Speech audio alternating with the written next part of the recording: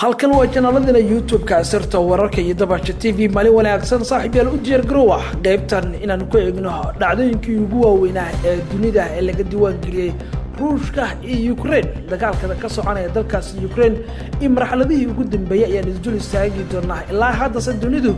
waxay ka falcelisay dagaalkan oo hal toddobaad ah jirsaday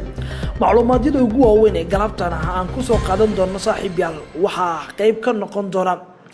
ilaa hadda maxaan ka ognahay dagaalka Ukraine oo laba toddobaad xiriir ka soconaya gobollo ka mid ah dalkaasi Ukraine xilli ay dhacayaan duqeymo culus waxaan ka ognahay dagaaladaasi xoogii ugu dambeeyay halka la kala marayo ayaa si guud saaxiibayaal idinku soo gudbin doonaa dawladda Ukraine waxay qiratay in khasaare xoog leh uu soo gaaray ciidankeeda waxay sidoo kale sheegtay in khasaare xoog leh ay gaarsiin dawladda Ruushka ciidankooda soo weeraray haddaba dawladdu waxay soo bandhigtay jaantus dhammaystiran oo ku sharaxaysa khasaaraha ay gaarsiiyeen ciidanka Ruushka ee wali dagaalka ka wada dalkaasi Ukraine waxa kaloo saaxiibayaal qaybka xukuumadda Britain ama dawladda UK waxay sheegtay in Ruushku uu duqeymo xoog leh ka wado dalkaasi Ukraine duqeymahaas ay u muuqdaan kuwa gaboodfallo iyo sidoo kale la bartilmaameedsanayo dhanka rayidka ay u badan yihiin dawladda Britain war ay soo saartay ilaa hadda khasaaraha duqeymaha way sii kordhayeen magaalooyin xoog leh ayaa la burburiyay warbixinadii ugu dambeeyay idintii gudbin jira magaalada Mariupol ee dalkaas Ukraine ku taala maxaa ka dhigay xuduudda dagaalka ama halka dagaalka ugu badan ayna warbixin ku saabsan ayaa qaybka dawladda Ruushka qudheeda way hadashay maanta hanjabaad culus ayay u jeedisay Britain iyo wadamada reer galbeedka ma kama marna saaxiibayaal qoraalka dawladda Ruushka ka soo baxay Ruushku wuxuu muujinayaa niyad-jab weyn oo ku saabsan dhaqangalka xabajoojinta ay dalbadan qayb ka mid ah dalkaasi Ukraine Mareykanka wuxuu sheegay in NATO marka laga marmar ay tahay inay qayb ka noqoto duulaanka Ruushka ee ka socda qaramada midoobay waxay qirtay in qaxootiga ugu badnaa oo reer Ukraine markan ay soo gaareen dalalka dhaca qaaradda Yurub waxa kaloo qaybka saaxiibayaal dibadbaxyo waaweyn looga soo horjeedo dagaalka Ukraine ka soconaya oo hadda caalamka gilgilay ama caalamkaba ka soconaya madaxweynaha dalkaasi Ruushka Vladimir Putin digniin culus oo argagax leh ayuu u diray wadamada reer galbeedka oo cunqabateynta rasaare Ruushka qodobadan iyo kuwa kale ayaan ku faahfaahin doonaa saaxiibayaal 20 daqiiqo inagu soo aadan arrimaha Soomaaliya waxaan ka soo qaadan doonaa Shariif Xasan Sheekh Aadan oo maanta loo diiday inuu ka baxo magaalada Muqdisho oo u safro Baydhabo yaa ahayd cid u diiday Shariif Xasan waa maxay sababta loogu diiday Shariif Xasan oo ku dhisay sir badan ka shifaya banaankana soo dhigay cid asaga ka hor istaagtay ayaan idin soo gudbin doonaa ay doorashooyin la yaab leh oo ka dhacay koonfurta magaalada Galkacyo qodobadani kuwa kale ayaan ku faahfaahin doonaa idaacadeena galabnimo qayb ka noqo saaxiibada malaayiinta ay nagu soo biiraya channelkeena sirta wararka iyo sidoo kale Dabaasha TV oo subscribe inoo dhig gambalelkana taabo waxay ka saacidayaan wax walba oo dhacdooyinkii ugu dambeeyay caalamka in telefoonkaaga ay kugu soo dhacaan hagaag waxaan gudageli doonaa saaxiibayaal dhacdooyinkii ugu dambeeyay ee dagaalka ka soconaya Ukraine ilaa hadda daawade maxaad ka ogtahay dagaalka ka soconaya Ukraine halkaas la kala maraya aan eego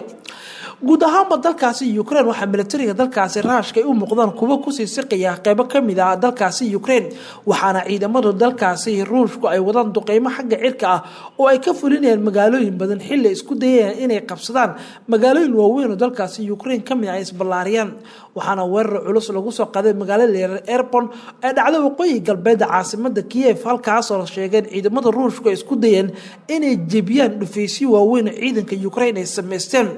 Ruushka ayaa la sheegay tan iyo shalay gabaldhici ilaa xalay ay duqeymo xoog leh ka wadeen magaalada la yiraahdo Irpin oo dhacday waqooyi galbeed ee una dhow caasimadda dalkaas Ukraine Kiev halkaas oo la sheegay in duqeymo xoog leh ku socdeen dadka magaalada ayaa iskooda iskaga qulqulay halkaas kadib markii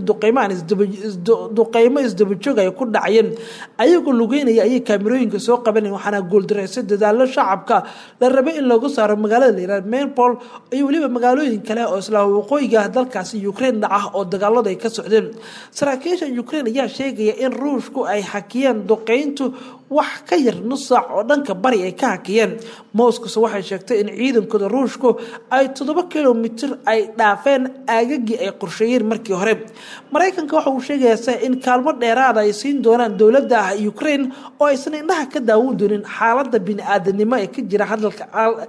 dalkaasi Ukraine madaxweynaha Mareykanka Joe Biden wuxuu sheegay in kaalmo dheeraad ay siin doonaan xukuumadda Ukraine taas oo isugu jirta dhaqaalo mid amni iyo mid gargaarba tan ayaana la sheegay in ay ka dhalatay kadib wada hadal qadka telefoonka oo dhexmaray madaxweynaha dalkaasi Ukraine iyo sidoo kale madaxweynaha dalkaasi Mareykanka John Biden oo u ballan qaaday saddex arin waa in dhaqaale xoog loo siin doono arin amni oo ciidamo ama hub la siin doono iyo sidoo kale gargaar bini'aadanimo la gaarsiin doono goobaha duqeymo ay ka dhaceen dhinaca kale Britain ayaa soo jeedisay qorshe ka kooban 6 qodob oo looga jawaabayo dagaalka Ukraine ka soconaya waxayna ku buurinaysaa dalalka kale ee qaaradda Yurub inay ku sabiiraan qorshaha la wado qorshaha waxa kamid ah in albaabada isbahaysiga waa albaabada isbahaysiga bini'aadanimada ah ee taageero xoog leh ay siiyaan Ukraine oo la difaaco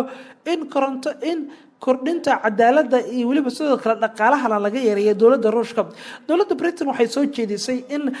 wadamada reer waaweyn ee Yurub aysan gamban oo si toos ah u garab istaagaan dawladda Ukraine oo ay ka qayb qaataan dagaalka maadaama Ruushku tacadiyo dhanka bini'aadanimada ah iyo gobodfallo weyn uu ka wado halkii toddobaadii ugu dambeysay gudaha dalkaasi Ruushka xukuumadda oo hogaamiyo Boris Johnson ra'iisul dalkaasi Britain ayaa sidoo kale ku talinaya in laga marmaan ay tahay in kaalmo military la siiyo Ukraine haddii xaaladdu sidan ahaato waxa laga yaabaa in Ruushku ay riidado ay u rumowdo ayna qabsadaan guud ahaan Ukraine haddaba dhinaca kale magaalada Iran Mariupol ee ku taala dalkaasi Ukraine maxaa ka dhigay xudunta dagaalka dalkaasi Ukraine ciidamada Ruushka ayaa ku hareeraysan magaalada dekada leh ee Mariupol yiraahdo waxayna qorsheynayaan kumanaan kun oo shacab halkaasi ku sugan in magaaladaas kaga baxaan sababtu waa xabajoojintii ay wax ka yar nus saac ay qabteen si dadka magaalada loogu daadgurayo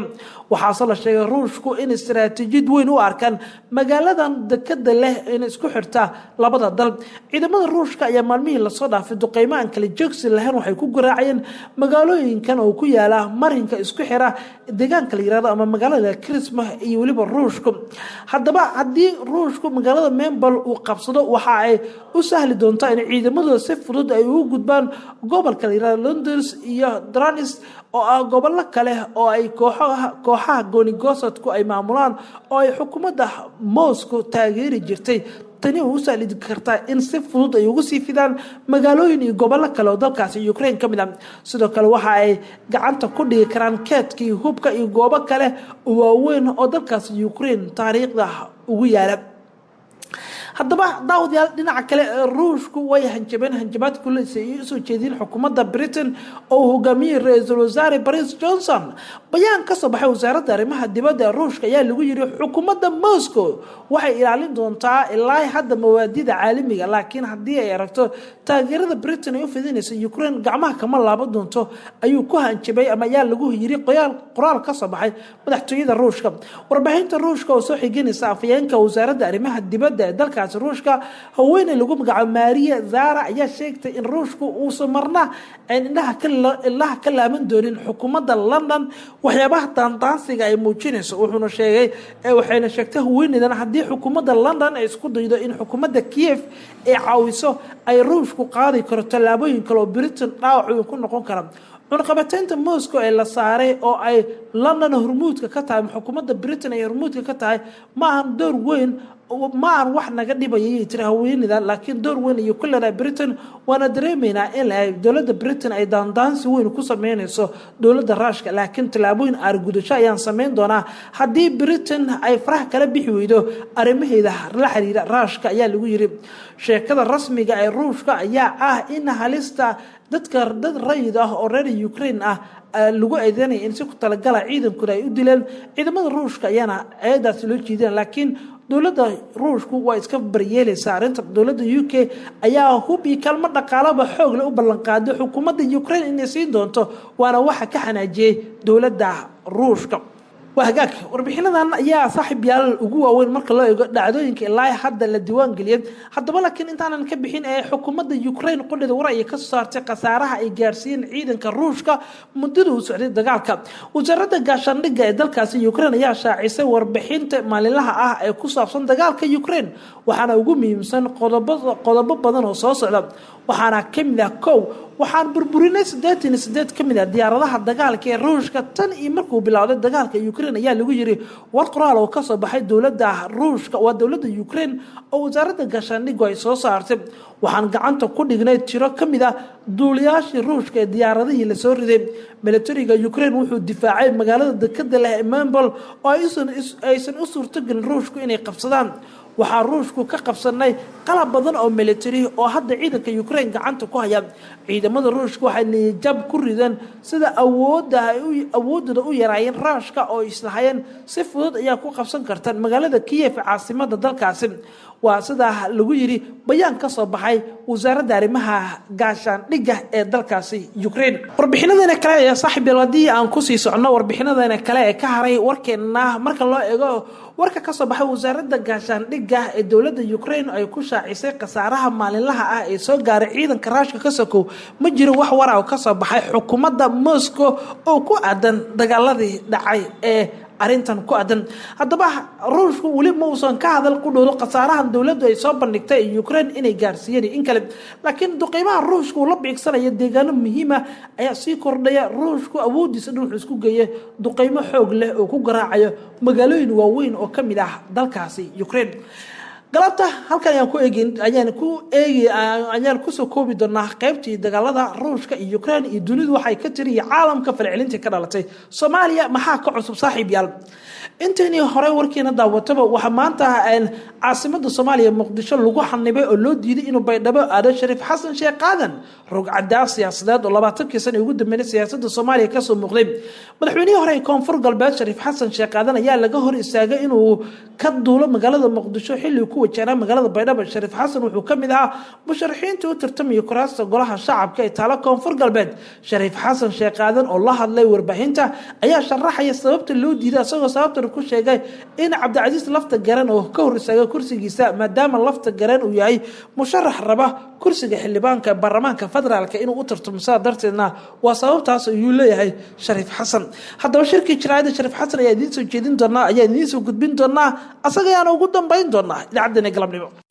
Baydhabo ma tegi kartid aniga wax kasto dhacay waxaan filayaa ma baha marka waxaan filayn inaan ka hadashin waa iska dhib badan tahay markii idinku raalli runtii aniga shalay aan rabay inaan baxo maadaama beesha aniga aan ka dhashay kursiga 261 la soo dhajiyay beesheedana waxay yiraahdeen imo odayaasha ugu waaweynaa Ilaahay baa weyn inaan meeshaas tagaan rabay shalay inaan baxnaa rabnaa aniga shalay waan hor istaagay waxaan yiri 6 saacad la gaaro airportka lagu madegi karo markii waa iska runsanay laakiin hadda dhacay hadaan fiirino waxa waa aydan nafteeda ku talagalay ahayd oo hadda waxa oo rasmi ah ma ahayn wax ku talagal loo sameeyay ahayd sababtoo ah dadkan la hadlay oo maamulka oo airportka waa la hadlo waxaan ku yiri baratan odayaan ahay diyaaradda waa ii kireysan tahay wax kasta sameeyo hataa la ii sameeyo on si adiga tixgelinaha lagu sameeyo waa 10 daqiiqo degaysa diyaaradda shalay waan filayay in la ii sameeyay runtii laakiin ma aysan dhicin ma sameynin anoo tii la yaaban haddana maanta hal saac airportka galnay saacadaasaan ka soo baxnay anaga diyaaradda qaadileed waa la diiday waxaana diiday hebel diiday sidii loo lahaa kulli marka dambe diyaaradda waxay tiriyay 6 saac la joogaa inta ka badan marka aan waa la diiday runtii falkaas falan aad iyo aad uga xumahay waaye waxa anaga qabtana ma ahayn aniga meesha tago runtii maamulkaas waa la ogyahay aniga dadka dhistay maamulka reer Koonfur Galbeed dhisteen laakiin dadkii shaqada ku jiray oo soo shaqeeyay oo shaqadaas wax ka hogaaminayaan waxaan aaminsanahay inaan mudnaa inaan airportkaas aniga ninkii loo diiday lahaa aanan ahayn aan aaminsanahay waxaan raadinayayna waxa waaye waxa hadda beesheeda ay leedahay inkastoo hadda waxyaalaha hadda meesha ka socdo ay yihiin wax la yaabo runtii hadda aniga ma dhihi karo marna ma dhahayo doorasho wax meesha ka socdo waa magacaabis oo hal qof ku tasruufayo inuusan qalinkiisii qabanayn aniga waan aaminsanaa laakiin haddana saas ay tahay inaan meesha iska tago odayaasha aan u tago ninkuu rabana wax ka sii daroon lagu sameeyay anaga oday dhaqanaa leenahay waa la ogyahay Cabdicasiis aniga dhowr jeer aan wada aragnay madaxweyne Cabdicasiis dhowr jeer aan aragnay weligay waxaan kala hadlayay waxaan dhihi jiray niyow anaga odaygeena ixtiraam odayaan leenahay waa la yaqaanaa odaygaas kala tasho odaygeena ixtiraam annagoo badan oo maamuladana fadhiyaan ra'iisul wasaaraha fadhiyo midowga musharaxiinta fadhiyaan Cabdicasiis wuxuu yiri Shariif Xasanow odayaasha dhaqanka oo meesha aad dejisay degan yihiin mushaarka u qortay u qoran yihiin Shariif Muxudiin ma aniga inaan kira u maleynay haddaadan inkiraynin waxaan ku yidhi ayadoo la wada maqlaayo madaxda dhan ay fadhido haddaadan inkiraynin maa caddaysi aad tiraahdi shariif muxudiina beeshaan u horjoogo u ah asaana horjoogo noo ah waana la ogyahaba horta waxaan u malaynayna wuu sameeyey hadda odaygay wuu inkiray aniga diyaaraddu ii diido ma tegi kartuu leeyahay runtii horta arrinta ayada arrin aad iyo aad foorrumo u ah oo annagoo dhanna foorrumo nagu ah asigana foorrumo ku ah waxaan filanayna maaha aniga beeshaydana ma qabato anaga odaygaasa oday noo ah odayaasha kale oo dhanba ayagu la tashaday ama hagga aan maroojiyo ama ha la tashado wuxuu xaq u lahaa in odaygayna la tashado haddana kursigaas in odaygayna lagala tashadaan qabnaa anaga sida saxdana saas oo marka runtii wax hadda la sameeyo haayo wax aad iyo aad loola yaabo waaye runtii aniga waa arkayay meesha waxa ka socdo inaysan hadda doorasho dadban la dhihi karin xulasho la dhihi karin magacaabid ay kasii hooseyso madaxweynaha wuxuu xaq u leeyahay wasiir inuu magacaabo aniga wasiiradan kala tashan jirnay beelahoodii iyo waxgaradka iyo wasiirada kale iyo hebel wasiir ma laga dhigi karaa ma mudan yahay laakiin in hindhibaan ninkuu rabo nin iska magacaabo ayada nafteeda runtii dhibaato ahayd laakiin haddana in airboorada laysu diido laisku bahdilo oo ilaa 6 saacadood aan meesha fadhidan runtii arrin aad iyo aad u foorxan waaye dadweynaha Soomaaliyeed iyo gaar ahaan reer koonfur galbeed waxaan leeyahay waxa dhacow haaye wax sax ma aha waxa hadda Abdiaziz iyo mulkiisa sameeyo haayaan wax sax ma aha aniga hadda waa ka joogi karaa haddaba dhowr sano haddaba hel ma haynin aniga koonfur galbeed saan kaga tagayn waa la ogyahay kursiga Abdiaziz dadka hadda ku gumaysto waxa uu sameeyo aniga ayadoo waliba maalmo ay dhiman tahay aan inta ka tagay doorashada ma galay nabadeey aan ku iray waxaana ilaalinayay intaas dadkaas oo dhibaataysan inaanan dhibaato kale isjiid korkooda loogu celinin Abdiaziz sidoo ku yimidna waa la ogyahay in musharrixii potentialka ahaana midna laga eriyo midna la xiro kuwa kalena loo handado asigana hadda inuu yiraahdo wax alaala waxaan arkay waa xira ama waa handada ama meeshan ka joojina wax shaqeynaayo ma haran runtii aad aan ugu xunahay wax meesha ka socdo reer koonfur galbeed waxaan leeyahay in wax hadda socdo qof ay anfacayaan ma jirto hatta Abdiaziz ma anfacaya waxaan leeyahay